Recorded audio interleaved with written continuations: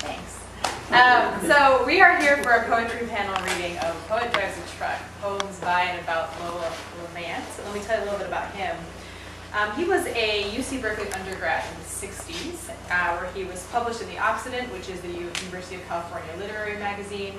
He was also the featured reader at the 1965 Berkeley Poetry Conference. But over time, he became jaded by politics and the likelihood of finding gainful employment as a poet. So he ended up dropping out of the university and started driving trucks around the West. But he kept writing poetry, and he did both of these things, driving trucks and writing poetry, until he had a stroke in 2010 and died a few months later. His brother Ron, who is also a Cal grad, compiled a bunch of his poems after his death, along with some contributions from a few people, including some of the people we'll be reading today, and put together this book. So, super excited to hear from you gentlemen, and would you join me in welcoming Ron Levant?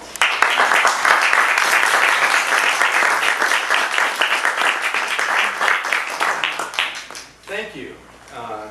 And I also want to thank a number of people before I begin. I first of all want to thank the organizers, because we would not be here if it were not for the efforts of Eileen Adams, Ruth Palmer, and John Oliver Simon. So let's give them a nice round.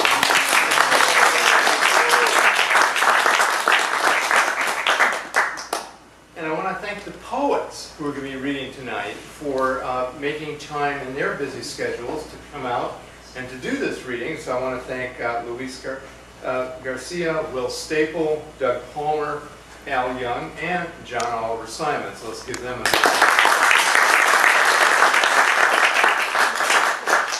And finally, I want to thank the people who made this book possible. My wife, Carol Slatter, my daughter, Karen Levant, and our poet consultants, Will Staple, Gene Anderson, and Ken Irby.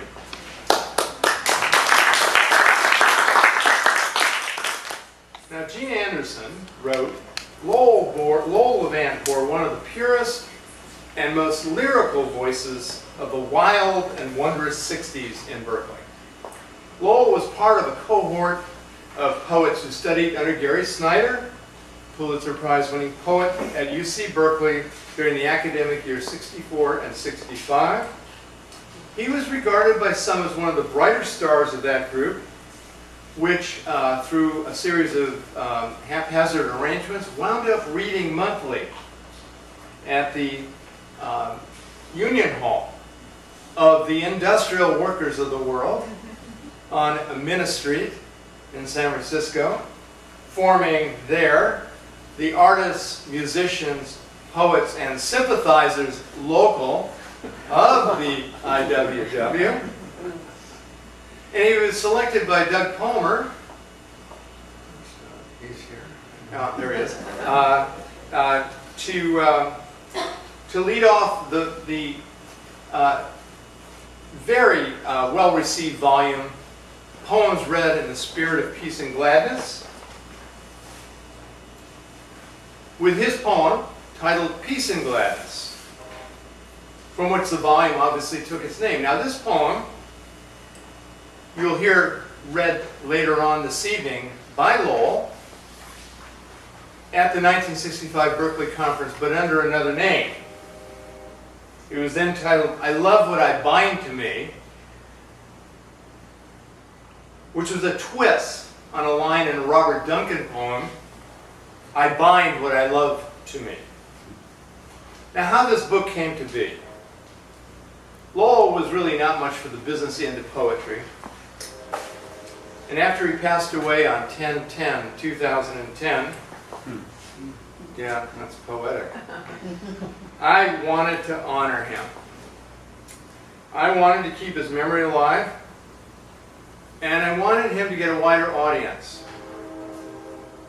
I knew that he had a stash of poems that had not been published, because he'd written to my daughter in 1980 that when the volume Coyote Run came out, he had held back his best work because a colleague, Fred Brunke of Shame and Drum Press, had planned to publish it. That never happened, and we were never 100% sure what that work was, but I think that he's referring to a collection that was titled Bearing Links, which he submitted for the Henry Joseph Jackson Award in 1978, which he did not get. But this work reflects his vocation as a truck driver, and through which he developed, as Gary Snyder wrote, a complex depth in his writing about work, machinery, trucks, equipment, repair, and maintenance, all in a deceptively befuddled voice that masks the surprising competence of what is actually being done. We struggled to find his poems. We looked everywhere. This is after he passed away. We could not find him until we opened up an old outdoor shed, which I expect to find a lawnmower, some trash bins. Found grocery bags, old grocery bags, filled with his poems. Moldy, musty, mildewed, multiple versions of some poems, fragments of others, dead and alive, uneven and unordered, to quote from one of his immortal titles. Why? Why did he do this? Well, when our father died, Lowell, bless his heart, and will always have my undying gratitude, took in our mother, who was blind from macular degeneration, moving her from Oxnard, which is in Southern California, to Newark, which is here in the East Bay. And to make room for her, he emptied his study in his 2-bedroom townhome, and that's why the poems wound up in the shed. In closing, I want to acknowledge a tremendous debt of gratitude to my wife, Carol Slatter, who took that moldy pile of grocery bags, filled with all the versions and fragments, and sorted and organized them until they were alive and ordered. And that is not all. Being a bookmaker by profession, she produced the book, designed the cover, and arranged a distribution agreement with the University of Akron Press. Thank you.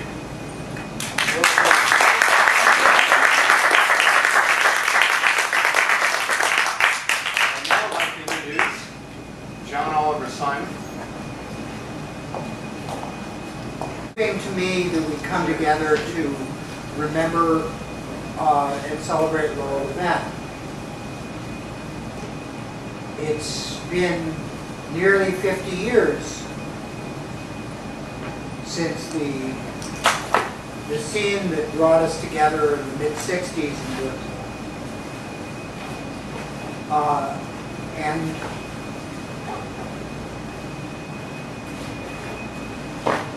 youth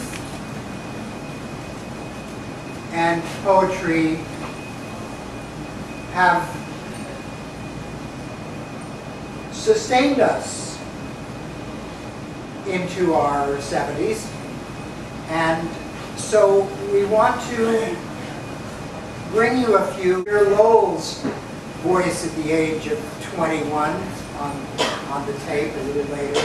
So we asked a few of the unindicted co-conspirators and dangerous collaborators at that time to raise your hand and we'll answer you.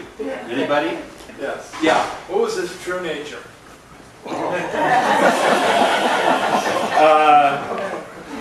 He wasn't faking the confusion. You know? Yeah, I know. Yeah, and but that's how he didn't try to put on a front that he was capable and knew what he was doing. He was Levant. Yeah. Don't you get it? No. Any other questions? Yes. You were his buddy on the trail. Yeah. A hiker and a backpacker. What was he like just hanging out with, regularly? Well, for the first 10 years or so, we were very exact about how much we spent for gas and beer. And we had a book. And whenever either of us paid for either of those items or food, we would add it up and we would tell each other, okay, I'm $6.59 ahead of you. And I don't know. I mean, he's just the only guy I hike with that much. Was he a fun guy or very serious? Oh no, he was a fun guy. Yeah. The sobriety came later. Ready to go? We're ready to go. This is Lowell from 1965. Read is Lowell Levant.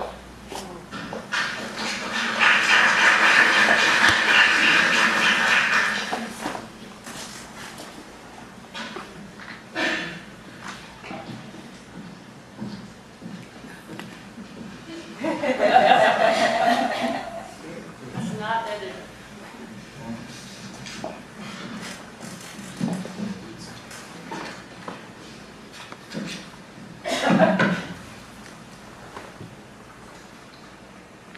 To a fog-covered, moist carpet of precarious rivers, pussy brambles, eucalyptus, moss, and cow dung, dead and alive, uneven and unordered, just east of Tilden with a fence around it.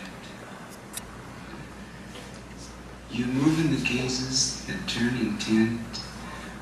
You move in the gazes that turn intent from the side toward me, in the smile that pulls in smoke and in the deliberate long puffs, in the delicate exact turn of the breasts with the hand to the chin and to the back of the car seat that served as a couch, with the forearms to the calves, in the blinks, the fingertips, the strolls, and the Statue of Liberty pose to the west, in the urge and in the way to soar within the flesh, that ride on the witch's carpet, ambiguous and sneaky, complicated and useless, requiring order but demanding that it not be formed, for even the best shoes wear out while bare footprints on the sifting sands last forever.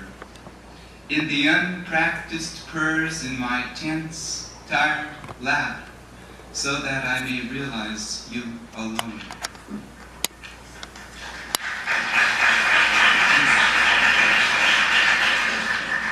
From Tilden to Tamalpais on the witch's carpet.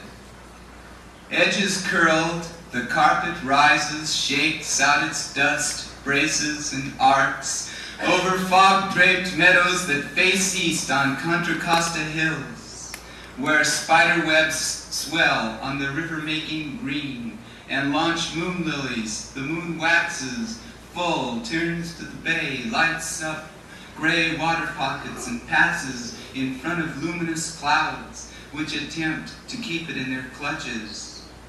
Without a howl, Muir Wood's wind leaves salt on my niece Karen's cheek, creeps through the loose-webbed vines that pad the floor, and sifts and rearranges those vagrant redwood twigs that always belong somewhere else in this pattern.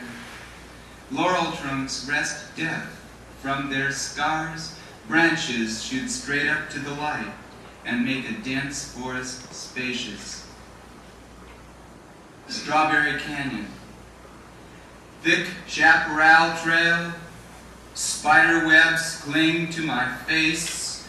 I step firm on the fresh mud, a thin groove, a bent branch, a low clump of mud-spattered leaves, slip in the dark mud and nettles in the hands.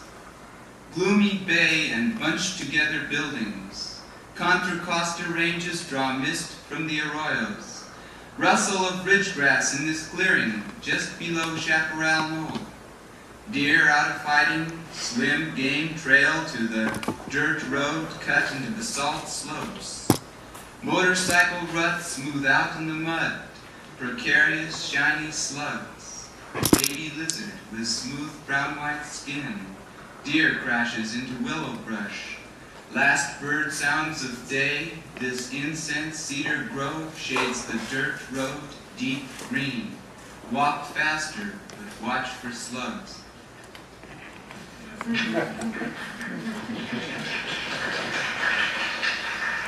This is the first part of a series which I'm calling Modes of Relations for Eileen Adams, who's read before.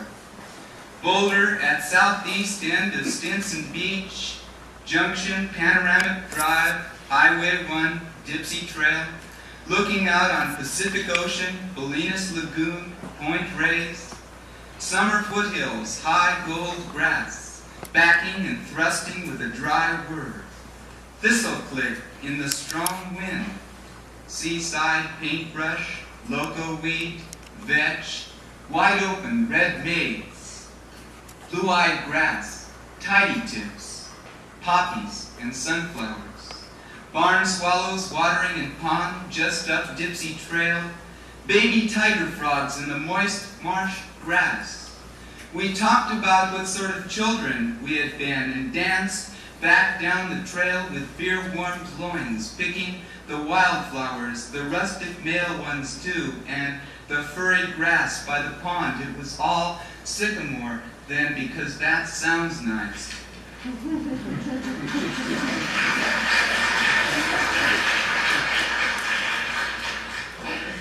Orange Grove, probably in Southern California. And I'm dedicating this to Bill Staple. I wake up lying on dry leaves and oranges cover me head to thigh. Hard sponge pile of steady dropping fruit. Crushed leaves dissolve in hot water, sprout petunias and lilacs, decay the stems and launch them into the sky. The oranges roll into my clothes till I look like a blimp or a fat, cheap cigar exploding and fragmenting my underwear into dust. I tumble down this river speed ahead of the flow till at the ocean, splat on the concrete riverbank, a band of howling drunk women out on a bacchanal or on the way to play bridge, pick me up and carry me into their temple, a shack with boarded up windows. A fairy with her short skirt flaring out dances incessantly round a statue of a gigantic cock or mushroom. They put me on a table, blowing many times limp, run their teeth up and down and spit out blood. I grab thighs from everywhere and taste orange juice.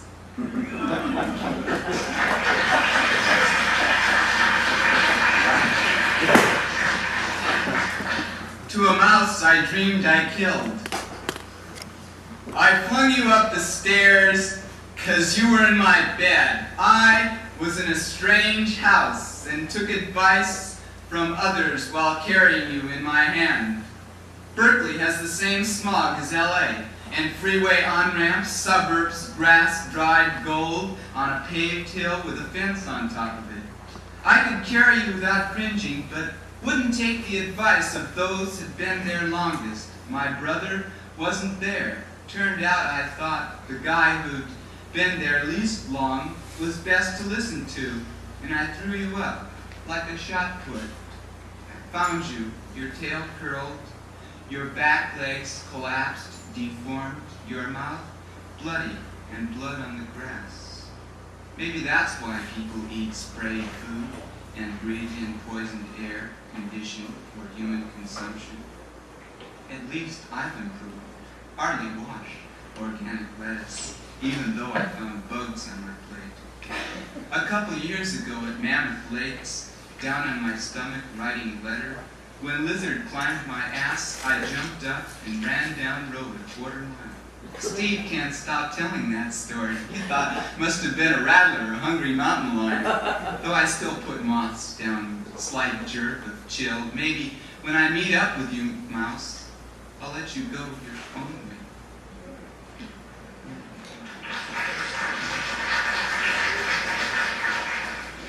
I love what I bind to me. Perhaps I should explain that there's a line in one of Robert Duncan's poems, I bind what I love to me, and apparently he doesn't want that. Respond to what I'm bound up with, consent to love so that it may be free.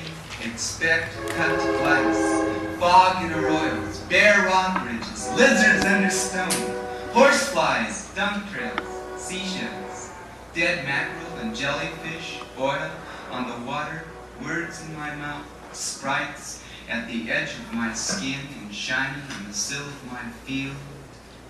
Dark clouds over the bay, patches of bright on the water.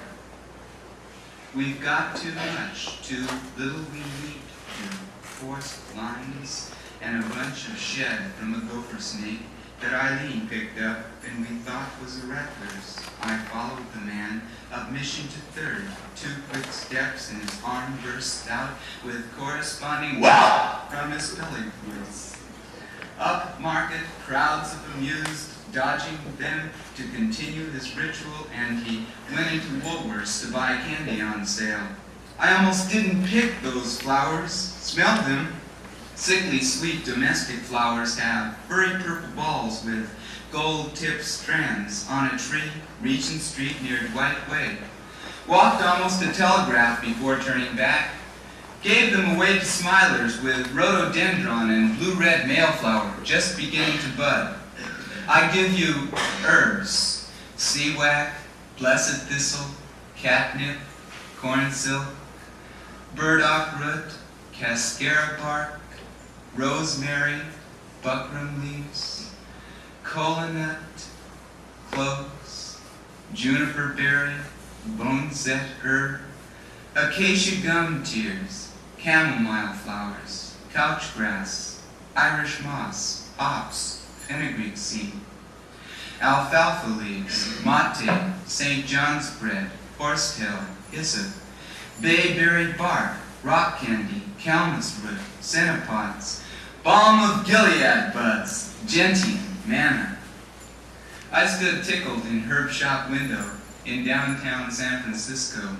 I give you a jay's belly and robins crunching at 5 a.m., dumb towhees hiding behind a leaf, and sparrows perched on a fence or strutting scattered in the empty parking lot, the yawn of the man in the Impala and the synchronous yawn of the man in the Volkswagen coming home from work, the barber sitting on customer chair at back of 16 Barber Mirror Shop, closed up for the night, smoking a cigarette, the Arab following with eyes, the blonde lady in white short tennis dress that he nearly ran down on his bike, the boy jerking his head to put on his coat, coming off the bus, Pacino's face lit up as he makes a poem, his forehead lifting, his eyes opening wide, smiling with his mouth closed, or when he covers lips to keep straight face as Jeff Poland races and slides on his shoe soles to answer phone during reading.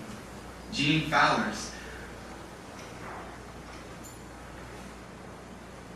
Pacino's face lit up as he makes a poem, his forehead lifting, his eyes opening wide, smiling with his mouth closed, or when he covers lips to keep straight face as Jeff Poland races and slides on his shoe soles to answer phone during reading.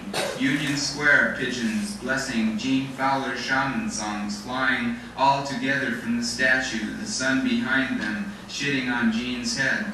Tad playing with Ruth, dragging her ragged, both of them puffing an open mouth smiling. Eileen crouched in the marsh, putting tiger frogs to sleep, caressing the neck, distrustful of her own power. Ostry standing on her bed, her arms stretched out and circling to make a point, a little girl. And Tova, like a little girl, jumping up from her seat to indicate assent. I give you my stumbles and lumps in the throat. What is what you expect, and expect the best, for old men will die and leave their curse. Young men too eager to fight will ruin their elders' chances to prove themselves what they are not. Irreversible past and webbed up present, so that when you cut your bonds, you leave the trace of your attempt.